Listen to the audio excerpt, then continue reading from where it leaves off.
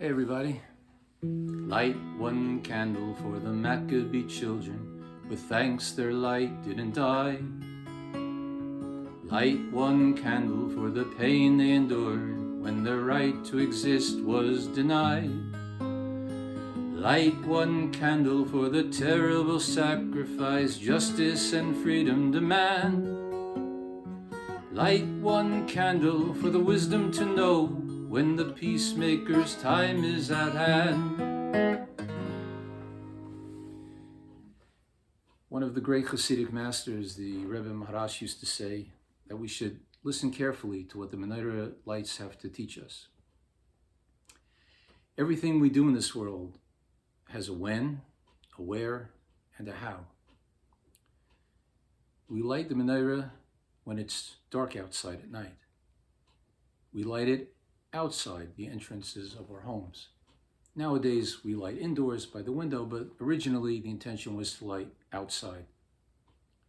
And after a debate in the Talmud, the sages determined that we begin with one light on the first night, 2 lights on the second night, until the 8th and final night of Hanukkah, 8 lights. So we're constantly increasing the amount of light. So it seems that we're living in a world that is overcome with a kind of a darkness of spirit, and it can be discouraging. So the menorah is telling us no. Specifically, in times of darkness is when our light can shine the brightest. As a matter of fact, a little bit of light dispels a lot of darkness. So the lesson is that we can't be concerned with the darkness around us. If we ourselves are filled with light, we have to bring that light within ourselves to the world. And that's the message of where we light the menorah. It's not enough that I myself might have come to certain realizations or had some kind of epiphany about how to behave ethically in this world. I have responsibility to share my knowledge with others. And that's lighting up the outside, that which is outside of me. And it's not enough what I did yesterday or the day before. It's not even enough what I did today. I have to be constantly strategizing, coming up with new ideas about how to spread the message of empathy and compassion and love for people, for animals, for our planet.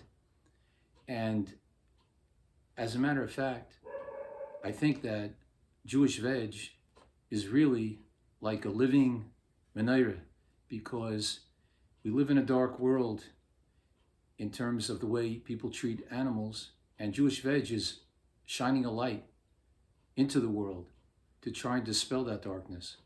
And they're bringing their message out all over to everyone.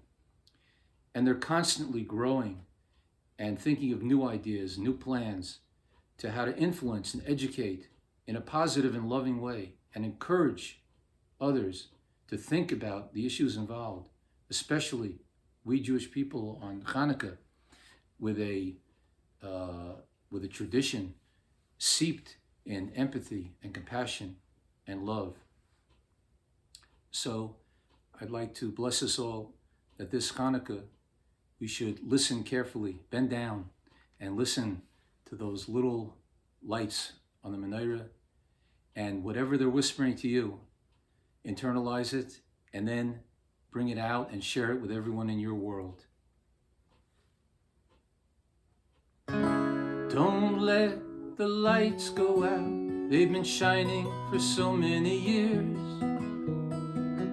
Don't let the lights go out. Let it shine through our love and our tears. Don't let the light go out.